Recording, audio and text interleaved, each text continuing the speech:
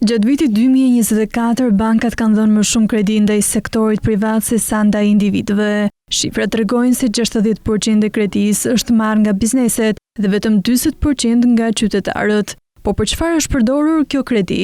Shumica huas është marrë për të blerë një shtëpi. Sipas raportit vjetor të mbikëqyrjes të Bankës së Shqipërisë, gati 27% e kredisë dhënë nga bankat është përdorur për të blerë një banesë nga qytetarët. 24% rezulton të jetë marrë nga bizneset për pasuri të paluajtshme, ndjekur nga overdrafti me 13% dhe huaja për blerje pajisjesh me rreth 12%. Huaja për investime në instrumenta financiare është kurrur edhe më tepër në vitin që lan pas, duke mos zënë thuajse fare pesht në të gjithë huanet dhënë gjatë 2024-s. Ndërkohë 10% e kredisë është marrë nga bizneset për kapital qarkullues. Parafërsisht 7% është përdorur nga qytetarët për të blerë mallra jo të qëndrueshëm, siç janë produktet ushqimore, dhe pothuajse 4% për blerjen e mallrave të qëndrueshëm si elektroshtëpiake, pajisje elektronike, makinë, mobilje e të tjera.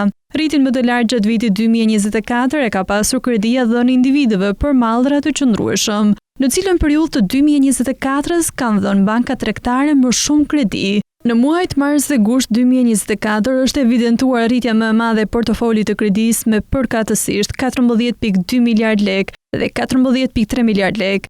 Sektorët më të kredituar të ekonomisë vazhdojnë të mbeten tregtia me shumicë dhe me pakicë, riparimi i automjeteve dhe motocikletave me një peshë prej 30% të portofolit, pasuar nga sektori i ndërtimit me një peshë prej 16.6% dhe sektori i industrisë përpunuese me 12.2%. Për vitin 2024, rreth 55% e kredisë rezulton të jetë në lek, duke u rritur edhe në krahasim me 2023-shin. Ndërkohë, pesha e kredisë në valutë e klasifikuar si e pambrojtur ndaj rrezikut të kursit të këmbimit, pra kur kredia është marrë në euro por të ardhurat kanë qenë në lek, ka shfaqur një rënje me 2.05 pikë ndaj totalit të portofolit në valutë, duke arritur në nivelin 23.5% për shkak se leku ka qenë më i fortë kundrejt euros gjatë vitit të kaluar.